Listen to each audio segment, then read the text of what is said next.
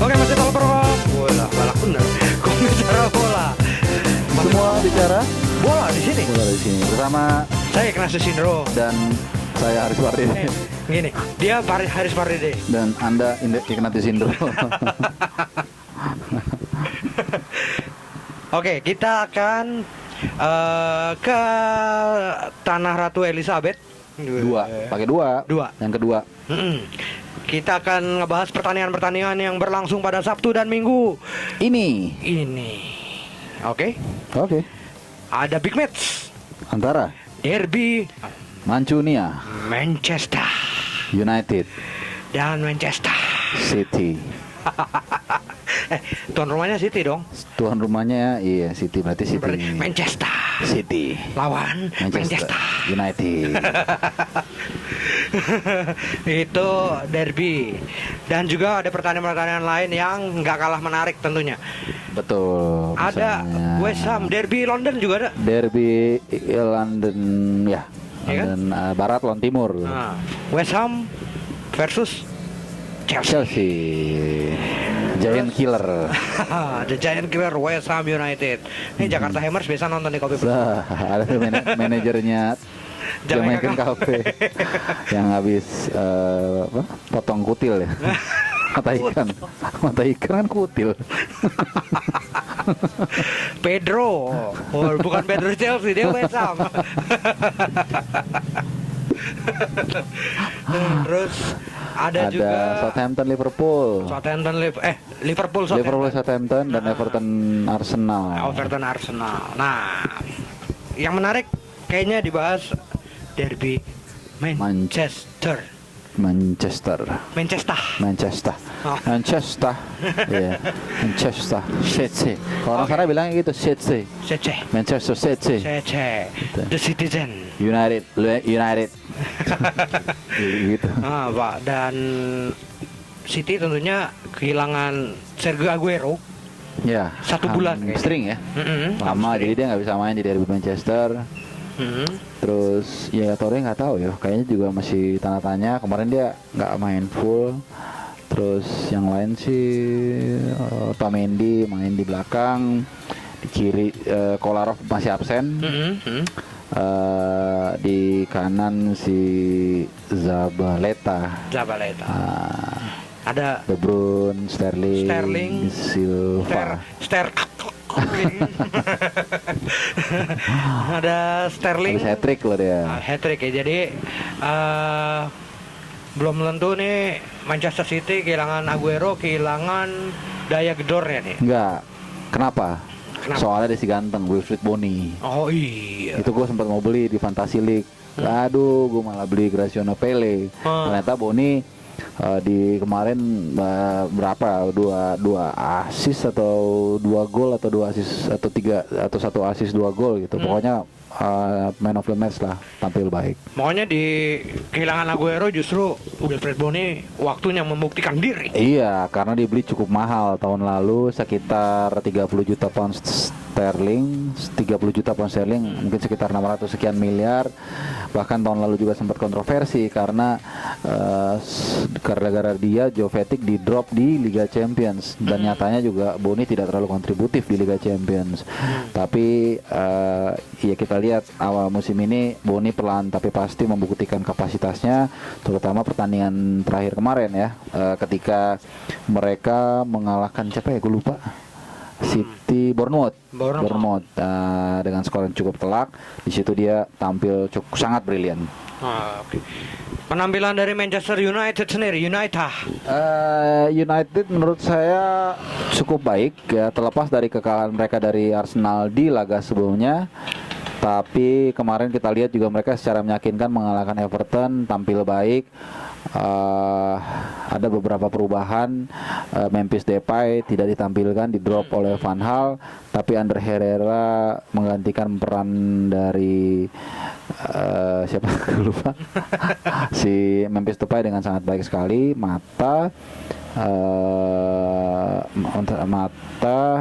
Ander Herrera.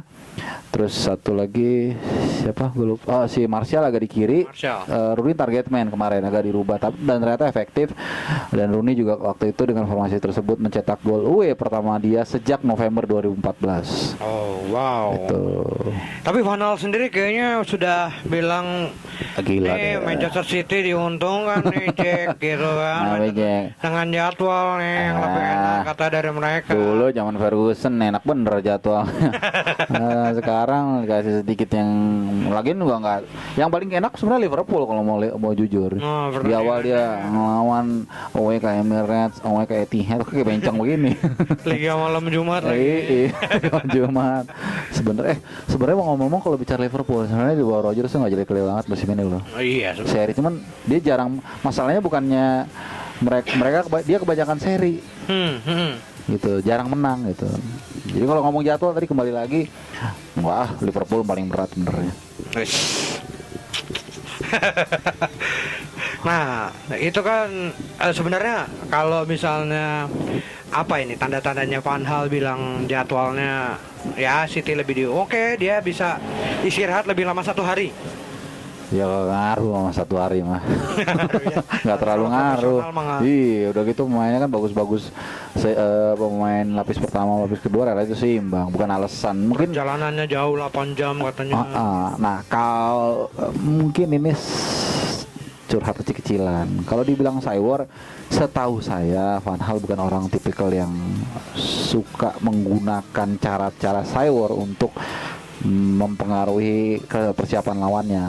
Ferguson sering dan jagonya. Dia tahu kapan menguji, kapan mencela lawannya. Van Gaal setahu saya sih. Jadi itu mungkin sebagai luapan kecil aja, keluhan dari seorang Van Gaal. Van Gaal. Van gagal. Itu banyak yang bilang di itu ya, di komentar-komentar di Iya, web ya. bukan gua yang ngomong. Padahal gua yang ngomong tadi. Tadi barusan loh. Jadi itulah. Nah, Chelsea walaupun dia pertandingan terakhir menang lawan Aston Villa 2-0. Tapi kali ini menghadapi The Giant Killer West Ham. Nah, ini menarik kalau kita lihat Giant Killer, tapi kalau dia pas di kandangnya si Giant. Di kandang Liverpool dipermak. Di kandang Arsenal dipermak. Di kandang City dipermak. Ketika home dikalah sama Watford dan sebagainya. Itu satu fakta dari West Ham. Yang kedua, Chelsea sendiri kemarin sebenarnya satu catatan yang positif ketika bukan hanya sekedar mengalahkan Villa, tapi juga mereka clean sheet. Dari catatan saya itu adalah clean sheet kedua mereka musim ini setelah mengalahkan dengan skor yang sama Arsenal 2-0. Jadi ada perbaikan di lini belakang Chelsea. Dan itu mengapa usai pertandingan mau mengatakan dia terlalu pusing dengan gaya bermain pragmatis yang diperagakan oleh The Blues. Buat dia kemenangan ini adalah jawaban yang ditunggu-tunggu. Jadi cukup positif. Di sini mungkin bisa membangkitkan mental mereka juga terlepas dari hasil 0-0 di Liga Champions ya. Nah, 0-0 itu juga satu poin positif karena mereka tidak kebobolan. Jadi saya pikir West Ham harus waspada terhadap Chelsea yang menurut saya mulai menunjukkan tanda-tanda kebangkitan. Hazard menjadi fokus dari Mourinho dibilang ya kalau lo nggak bisa bertahan udah deh lo dicadangin. Terus dia nge-like-in lagi mau pindah ke Madrid tuh di Instagramnya apa di Twitter gitu. Dia semakin menimbulkan spekulasi. Tapi ya memang menarik kalau kita ingat ucapan Mourinho tahun lalu ya. Dia mengatakan wah Hazard mah lebih bagus dari Ronaldo, dari Messi atau sejajar atau lebih baik gitu dia ngomong gitu kan. Ya tapi kan ada orang yang mengatakan kelas itu permanen, performa itu temporary. Jadi gue nggak bilang Hazard itu temporary, tapi dia masih butuh beberapa step lagi untuk bisa bersejajar dengan Lionel Messi dan Ronaldo. Jadi itu mengapa kita lihat juga musim ini agak jauh sekali perbandingannya dibandingkan musim lalu. Hazard. Makanya dia sempat di drop kan ketika lawan Villa kalau nggak salah ya. Correct me if I'm wrong. Yes. Yang artinya koreklah saya. Gitu, tapi ya koreklah saya digorong-gorong. emang gue sampah. Iya jadi gitu. Memang agak menurut saya sih agak ada sedikit mungkin bahasa gampangnya kebingungan ketika Mourinho meracik Chelsea. Terry misalnya sempat dicadangin, ya kan. Dimainin jelek, dicadangin nggak berubah juga, dimainin juga, akhirnya lumayan. Jadi Matic, namanya Matic juga ini jadi satu center of attention sendiri. Ini kekuatan Chelsea musim lalu sebenarnya, tapi musim ini jauh dari ekspektasi. Tapi pelan tapi pasti mereka mulai menemukan performanya. Itu mengapa saya mengatakan West Ham harus hati-hati. Ya, mereka mungkin berpikir Chelsea sekarang semua tim bisa mengalahkan Chelsea, tapi nanti dulu. Chelsea kalau saya melihat justru mereka sedang mulai menunjukkan kelas mereka. Nah, dari sisi West Ham sendiri, ini pelatih asal Kroasia ini berhasil meracik West Ham yang musim lalu bahkan nyaris degradasi gitu ya, menjadi tim yang giant killer seperti itu gitu ya. Ini kuncinya di mana nih kalau West Ham sendiri? Kuncinya menurut saya adalah kecocokan antara karakter bermain West Ham dengan karakter melatihnya seorang Slaven Bilic. Ya, kita tahu bagaimana West Ham ini adalah tim yang mengandalkan fisik. Ya, mengapa mereka dihuni pemain muda. Ya, dan juga sekaligus menjadi kawal candra mukanya calon-calon bintang ya. Lampard juga pernah di sana, Rio Ferdinand, Anton Jokol dan sebagainya. Itu mengapa ketika Slaven Bilic datang dengan gaya bermain yang militan, banyak mengandalkan fisik, kecepatan dan sebagainya, akhirnya menjadi cocok ya. Gaya melatih Bilic juga yang terlihat militan juga, ini jangan sangat cocok. Itu mengapa akhirnya West Ham saat ini tidak heran bertengger di posisi keempat klasemen, nyontek dikit dengan poin 17. City di peringkat pertama itu jaraknya hanya 4 poin. Jadi dengan kemenangan 5 kali, seri 2 kali, kalah 2 kali, dan mereka menciptakan 20 gol. Kedua tersubur setelah City 24, West Ham 20.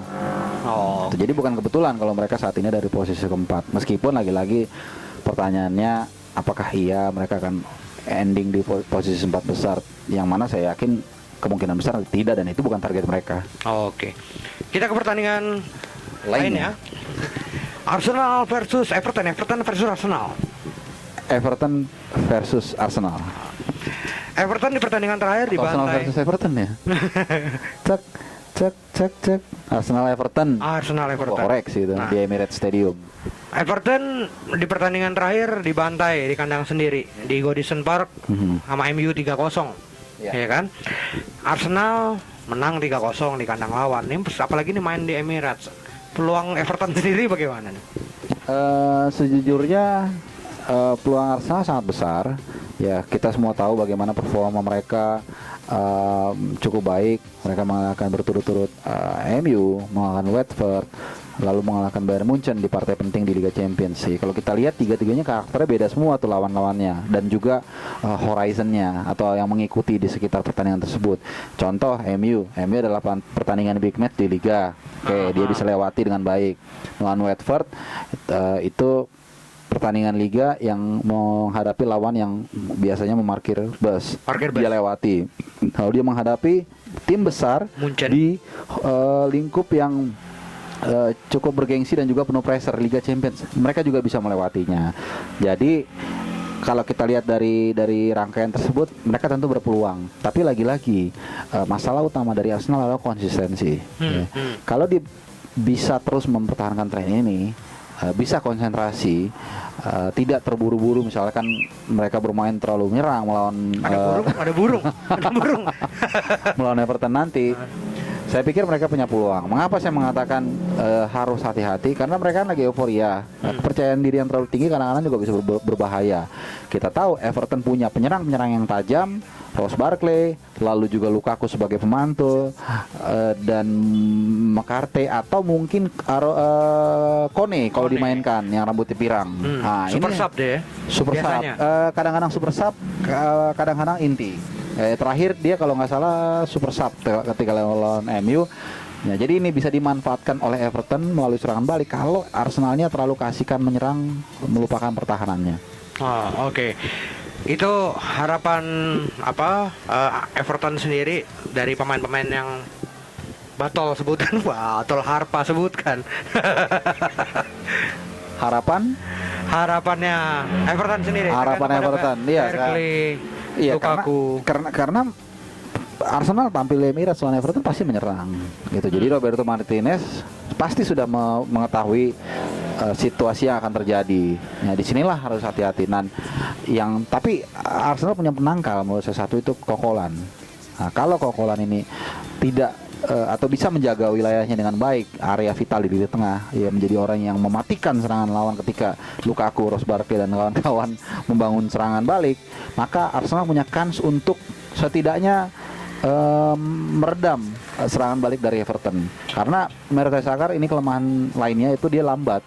Ya, jadi pasti bola akan banyak diarahin ke Mertesacker kalau bisa ngelewatin Kokolan. Nah, Koscielny di situ akan berperan juga kalau memang cover pertama gagal atau diterlewati gitu. Jadi di situ ntar akan banyak kita lihat adu strategi di antara dua klub.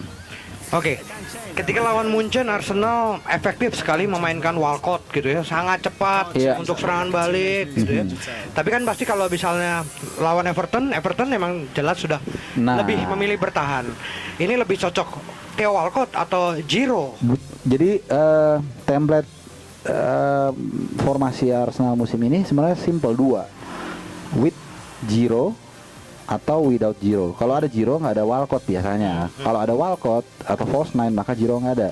Kemarin begitu lawan Munchen, awal-awal mereka tampil dengan Walcott.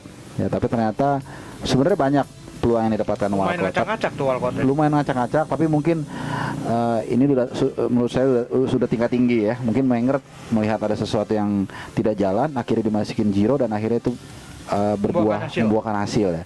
Biasanya kalau lawannya itu tidak terlalu kuat atau dia menganggap ini bisa diselesaikan dengan menempatkan seorang target man, katakanlah levelnya di bawah Arsenal, materi pemain dan sebagainya, maka Giro akan ditampilkan sejak awal sebagai target man.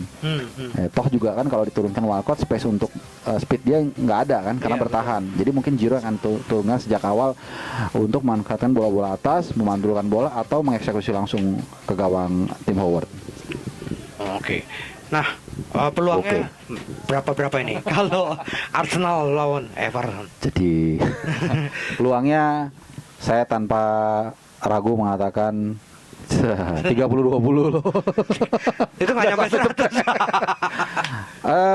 60-40 Arsenal bisa kok. Artinya menang, tapi skornya mungkin 3-1 nih. 3-1. Kayaknya 3-1. Atau enggak, saya ganti 2-0. Peter Cech nih, kuat nih. Peter Cech. Iya, Peter Halo. Cech. Ya, kita masuk ke pertandingan terakhir nih. Oh iya. Pertandingan terakhir antara Liverpool melawan Southampton. Kita mau ngelihat pertandingan pertama Jurgen Klopp di Anfield. Wih, mantep. Gue yang nggak sabar tau nggak, Bro? Apa tuh? Gue pengen denger cancannya Klopp yang baru. Katanya kan ada gimana? Sudah ada. We will Klopp you. Gitu ya, benar ya? Nah, tapi nggak tahu tuh masih diskusi. Emang ada yang asli mungkin keluar, emang nggak tahu. Iya, gue nggak sabar terus ngeliat. Ini yang pertama cannya, terus banner-bannernya. Di center ada apa? Gitu misalnya Welcome Klopp atau gimana? Gitu. Nah itu. Will Kloppman, keren juga ya, Will Kloppman. Jadi Welcome ya. Oke. Nah, kita ngelihat foto pertandingan melawan Spurs terakhir gitu ya. Ya 0-0 gitu, tapi tidak terlalu mengecewakan juga sebenarnya. Masih ada harapan walaupun 6 pilar utamanya cedera. 6 apa? 6 pilar. Oh iya. Kenapa kita ulang? Ini udah kita edit loh. Tapi tetap keulang. Ya. Kalau melihat pertandingan Spurs melawan Liverpool, menurut gua itu hasil yang sangat positif untuk mengawali rezim Jurgen Klopp. Mengapa? Karena kita tahu Liverpool datang ke White Hart Lane dalam kondisi yang sangat pincang. 6 pemain utamanya cedera. Bukan bilar. Bukan pemain utama, makanya gue ganti. Joe Gomez, Jordan Henderson, Benteke, siapa Firmino, Danny Ings, Sturridge terakhir itu kalau nggak salah jam-jam mendekati kick off dia nggak bisa main. Ini itu udah gua kaptenin. Iya, di Fantasy League gue udah mau beli, untung nggak jadi.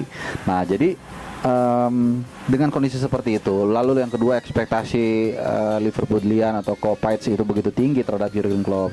Ini juga tentu menghadirkan pressure yang tinggi, bisa dilewati dengan paling tidak tidak kebobolan dan juga clean sheet dan juga mendapat 1 poin gitu kan. Lalu yang ketiga, jangan lupa Tottenham Hotspur ini juga sedang bangkit. Ya, kita lihat bagaimana mereka mengalahkan City 4-2, 4-1, 4-2 di beberapa 4-2 ya kan. Jadi menurut saya ketika English commentary mengatakan he said he is the normal 1 point, jadi kayak pertandingan yang oke, so-so dapat 1. Menurut gua nggak so-so, justru menurut gua satu pertandingan yang sangat positif untuk mengawali kiprah Jurgen Klopp di Liverpool. Tapi Southampton juga tidak bisa dianggap enteng tentunya. Dia cukup baik, bahkan sekarang posisinya di atas Liverpool, walaupun poinnya sama gitu. Ya masih ada pemain-pemain yang menghancurkan Chelsea di Stamford Bridge. Ya, Southampton ini kalau kita lihat sebenarnya mulai makin mengganas dan mulai makin keseimbangan permainannya mulai terjaga itu ketika Ryan Bertrand bek kirinya pulih dan akhirnya bisa memperkuat Southampton. Biasanya di posisi itu adalah target sebenarnya cukup baik, tapi kemampuan dia dalam membantu penyerangan tidak sebaik Ryan Bertrand. Ini yang membuat akhirnya ketika ada Bertrand, Southampton menjadi lebih ofensif. Ini yang pertama. Yang kedua, kalau kita lihat makin matangnya seorang Sadio Mane. Ya, ini pemain yang ketika si Graziano Pelle di awal-awal tidak terlalu maksimal atau agak sedikit mendapatkan ruang untuk menciptakan gol, Mane mengisi kekosongan tersebut. Sebaliknya ketika di akhir-akhir Mane mulai mendapatkan penjagaan, Pelle di sana berkreasi melawan Chelsea. Kita lihat bagaimana Graziano Pelle menghancurkan Chelsea di Stamford Bridge. Jadi memang Southampton ini nih menurut saya tim yang luar biasa, gaya bermain yang menyerang dan juga punya pemain-pemain yang sangat determine. Mane di situ dah. Mane. Ada tuh yang suka kacang. Ya Ronald Koeman. Oke, 4 pertandingan ini kita akan nonton bareng tentunya. Di mana nih rencana nonton barengnya? Tunggu, ada tempat yang paling asik nih untuk nonton bareng kayaknya. Di mana? Di Jalan Benda Kemang. Jalan Benda luas coy. Jalan Benda Kemang. Ada nggak? Nama kafenya tuh emang tempatnya paling asik untuk nonton bareng. Apa ya? Tunggu, inisialnya Kopi Plus Corner kalau. Oh, Kopi Plus Corner. Ya ini tempatnya. Oh ini ya ampun. Jalan Benda nomor 14E. 12560 kode posnya. Masuk dari kantor Gojek. Kantor Gojek masuk depan TMBC ya, pleng belok kanan. Sampingnya tenda Sadayana. Gitu. Dari tadi kirain yang mana? Oh, ini. Kita nonton bareng. Iya. Nonton bareng boladoang.com. Jelas. Ada hadiah kuis-kuisnya nih ntar. Oh ada. Sponsor dari Bola Doang, baju ya. Hadiahnya ucapan terima kasih. Ada merchandise dari Bola Doang. Kaos tulisannya thank you. Ada tulisannya kasihan deh lu. Ada topi juga. Ada tulisannya itu, ini hadiah loh. Topi tulisannya Paledut. Pokoknya seru deh ya. Seru nonton bareng. Yang pasti ada beberapa komunitas yang udah selalu nonton. Oh iya, apa aja tuh? Jakarta Hammers. Oke, Mas. Terus ada Pedro tadi itu kita ngomongin. Oh, terus apa lagi? Terus Liverpool. Terus ada MU. Kalau teman gua ada yang mendukung Newcastle, gimana? Di sini? Oh, jelas dong Indotunes. Oh, Indotunes ya. Oh, wah ramai juga ya.